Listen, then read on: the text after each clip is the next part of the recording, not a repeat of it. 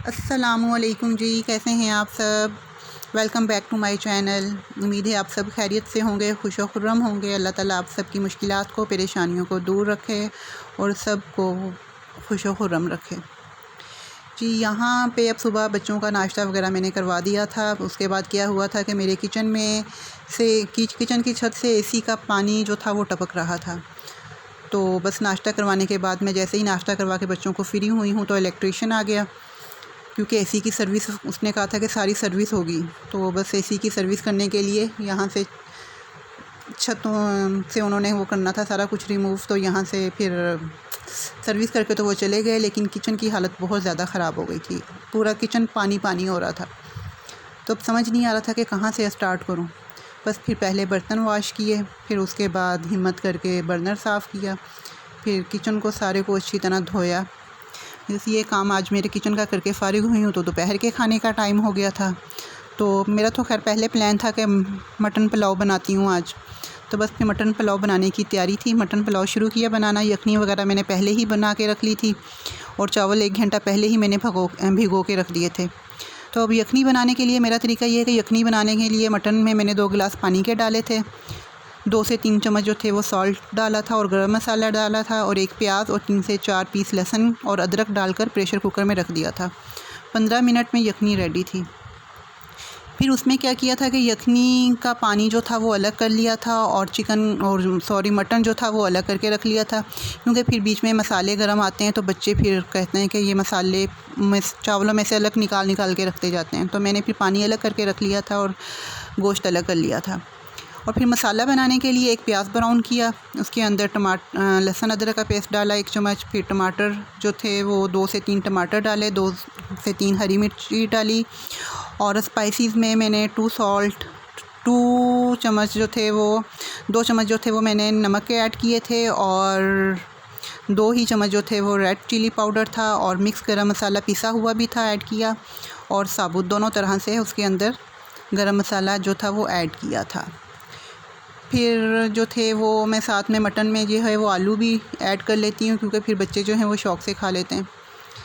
तो फिर बस 2 आलू ऐड किए और फिर जो गोश्त था उसको उसके अंदर डाल के उसको अच्छी तरह से 5 से 10 मिनट तक उसको अच्छी तरह से भूना, ताकि उसकी जो स्मेल होती है वो ख़त्म हो जाए। फिर उसके अंदर जो चावलों के हिसाब से फिर मैंने पानी ऐड किया। फिर चावल जब पानी उबलने लग गया चावल उसके अंदर ऐड किए, फिर उसको दम पे दे दिया और ये मज़ेदार सा पुलाव रेडी था। पुलाव बहुत मज़ेदार था माशाल्लाह से। तो बस फिर पुलाव के साथ फिर ये होता है कि मैं साथ में थोड़ा सा रायता बना लेती हूँ। उसके अंदर जो है वो 1 खीरा कट करके बारीक बारीक, 1 प्याज और 1 टमाटर कट करके वो बारीक बारीक उनको फिर उसके अंदर रायते के अंदर डाल लेती हूँ। तो ये मटन पुलाव के साथ बहुत मज़े का ये लगता है। फिर शाम में जो था भाई वो ग्रॉसरी करने के लिए चले गए।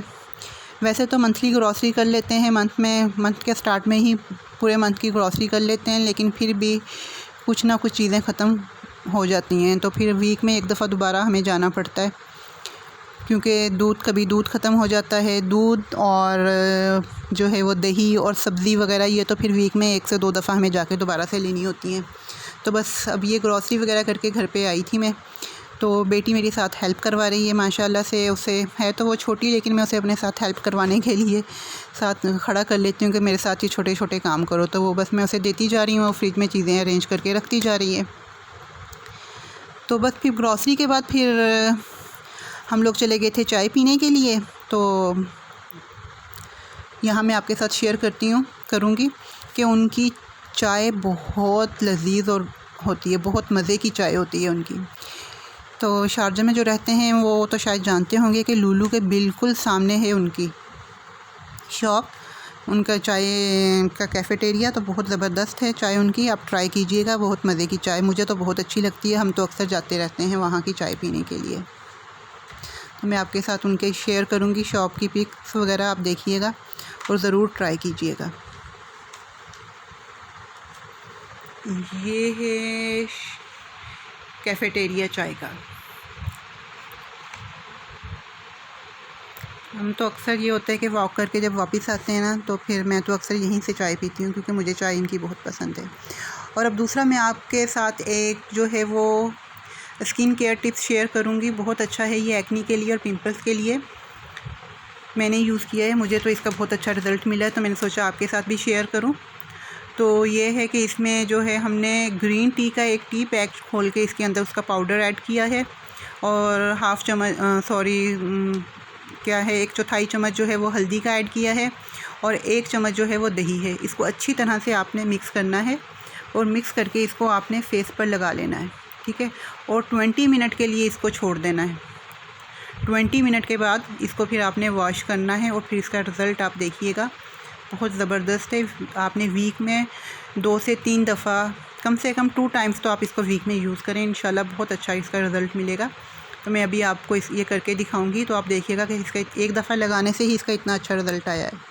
और ग्रीन टी तो वैसे भी बहुत अच्छी है, डार्क स्पॉट्स को रिमूव करती है स्किन से, और दही जो है वो स्किन को मॉइस्चराइज़ करता है। तो अब ये देखें, मैंने अपनी बेटी के फेस पे लगाया था, तो माशाल्लाह से इसका बहुत अच्छा रिज़ल्ट आया है। आप लगाइएगा और मुझे बताइएगा कमेंट्स में कि कैसा लगा आपको। चलें ठीक है जी, ओके जी, अल्लाह हाफ़िज़।